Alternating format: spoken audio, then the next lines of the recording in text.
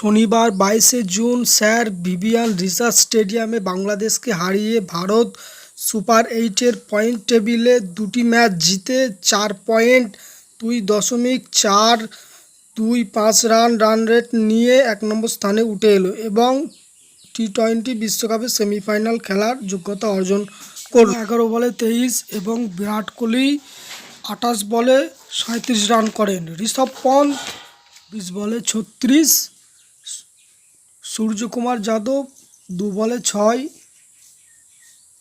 অক্ষর প্যাটেল 5 বলে 3,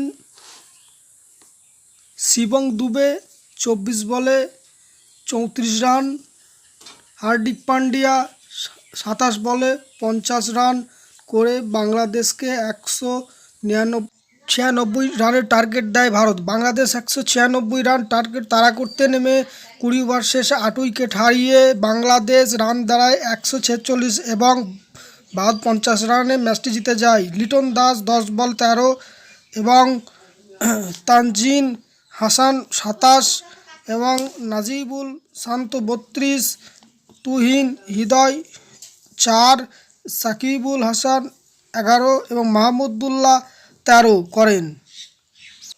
ভারতীয় বোলারদের কাছে বাংলাদেশি ব্যাটাররা খড়কুটোর মতো উড়ে চলে গেল এবং ভারতের সর্বোচ্চ উইকেট শিকার করেছেন অর্শদীপ সিং 30 বলে 2 উইকেট পেয়েছেন। জাসপ্রীত বুমরা 13 রান দিয়ে 2 উইকেট শিকার করেছেন। হার্দিক পান্ডিয়া 32 রান দিয়ে 1 উইকেট শিকার করেছেন।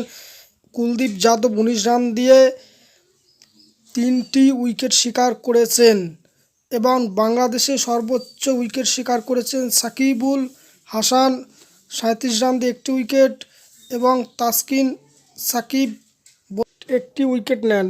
আমাদের চ্যানেলটি সাবস্ক্রাইব করো, লাইক করো, কমেন্ট করো, আমাদের সঙ্গে থাকো।